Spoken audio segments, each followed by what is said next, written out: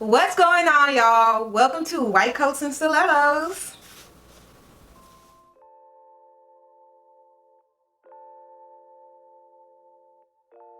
So I have pretty much completed my first month of residency, and I've been trying to really do a video about how residency has been going so far, but the way that my schedule is set up, I barely have time to sleep. And that's not even an exaggeration. Sometimes I barely have time to sleep. But yeah, in this video I just want to talk to you guys briefly about how residency has been, to give you guys a little bit of perspective what it's like to be a doctor.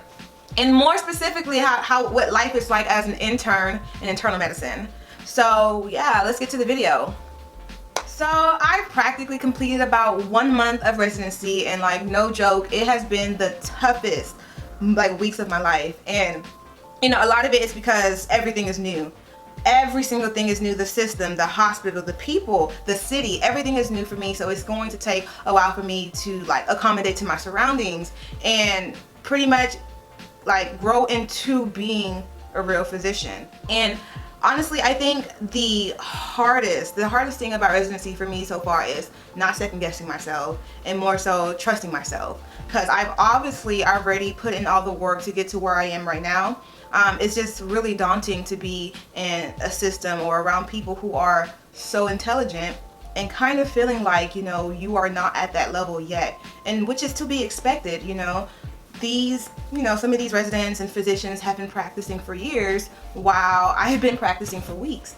So it's expected for me not to really know much. But I think one of the things that you learn while you're in residency is how to trust yourself, and trust comes with experience. And so that's the main reason that after medical school we still train, or we still learn before we can actually, take on patient care or take on patients on our own autonomously. So just to give you guys a little idea of how my day-to-day is as an intern or as a resident, so usually my day starts at 4 a.m. I try to wake up at 4. I do a lot of reflecting, deep breathing. I may stretch a little bit in the morning, and then I try to get to work by 5:30, 5:36, and I give myself at least 2 hours to pretty much chart check. No, not 2 hours, I'm playing. About an hour to an hour and a half to chart check. And so with chart checking, I pretty much, look up all of my patients just to make sure that all of their vitals and their labs are good, nothing is abnormal. So I do that for about an hour and a half. I look up all of the notes from other specialties about what they were saying about my patients. I kind of try to gather everything in a cohesive way, so that when I do present to my attending, I can tell them a story about what has been going on for the past 24 hours. And that right there is a skill on its own. I've yet to master that, and it's going to take me time, which I already know. So that takes me about an hour and a half. Then after that, I give myself about an hour to go see all my patients, make sure that they're okay, ask them how their night was, if they had any pain, if anything went bump in the night that they want me to know about, so that I can change certain medications or consult certain specialties, or just make sure that my attending knows, so that by the time we come back in their room to discuss their plan thus far, they already have that information.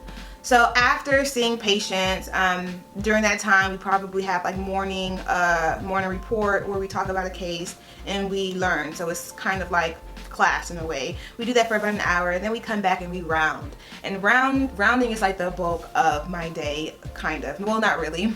But so rounding can take anywhere from an hour to 4 hours depending on your physician. Some physicians some attendings like to get up and get out, look at the patients, talk about the plan, order the stuff right then and there, and move on. Other attendings like to teach with every patient. So it just depends. It depends on who the physician is to determine how long you will be rounding. Make sure you wear comfortable shoes, because you can be walking for hours and standing for hours. And so then after that, the remainder of the day, I am consulting people about patients. I am ordering things about patients. I am checking up all their vitals and labs to make sure that nothing is going wrong. And then I write my notes. And so notes can take a while for me specifically, because I'm still trying to get used to navigating the system and writing brief notes, because right now sometimes my notes are too detailed, and you can still convey what you want to tell or what you want to say in your notes without writing so much, and I'm still trying to master that. So then I'll write my notes, I'll get all of my consults and my orders done, and after that is pretty much just making sure all of your patients are stable before going home. And so it seems like everything can like go really quick, right? But no, this literally takes all day. And there is not a second in the day that I have downtime. You are constantly moving, your brain is constantly working. Like if you're not doing something now, like if you're not doing something, you're really slacking pretty much. It's like there has yet to be a day where I've had enough time to just relax and just study or just, I don't know, surf the internet or anything like that. I'm literally working every single minute of the day, which I honestly appreciate because it makes the day go by fast. Because 1 minute I'm there, it's 5 a.m. and then I look back at my clock and it's already 5 p.m. and I'm just like, damn, you know, I've only written half of my notes. Like if I want to leave before 9 p.m. I need to, you know, get a move on things. But yeah, so I would say the hardest parts about residency is one, waking up. I'm a night owl. I like to stay up and watch TV, but I can't do that and it really hurts my soul. I have to sleep early. I've yet to get to a point where I can sleep before 12, but still I wake up at 4. And so that's one of the hardest things about residency. The other hard thing about residency is juggling so many patients at once. One of the services I was taking care of 10 patients at once, and that was really, really difficult for me because in medical school, the most that I would take would be like 3. And I thought at that point that was a lot, but that's not that much. So the second hardest thing is juggling so many patients and making sure you keep every patient, like all of the details about that patient correct. There are so many patients and so many of their diagnoses and problems like sometimes can merge together and you can get confused. So another skill to develop while you're in residency is organization and mental organization. The third hardest thing, and probably the hardest thing about residency, is trusting yourself, having confidence in yourself, and realizing that failure is not, you know, a bad thing. Failure or mistakes give you opportunities to not make those mistakes again and to learn. But of course, you know, we don't want to make mistakes that really jeopardize, you know, our patients. Of course not. At that point, it's definitely good for you to ask your upper levels, ask your attendings before making a real big mistake. But yes, residency is about learning, and it's about not being afraid to make mistakes and not being afraid to fail, and just knowing that you are going to get to a position where you're going to rock this shit. And I'm just waiting until that day where I'm like rocking this shit, because right now I'm not rocking this shit, but it's okay. And I try to get myself not to be down about it because it's expected and everybody went through this. So, and for everyone who is in medical school or pre-med who, you know, is aspiring to go to medical school or waiting to get into residency, just know that this shit is difficult. It is hard, but it's definitely worth it. You know, to this day, I am happy with the decision that I made. And I know in order to, you know, get to a point where you're like comfortable and you're happy, you have to kind of get through the rough patches, and I'm going through the rough patches right now.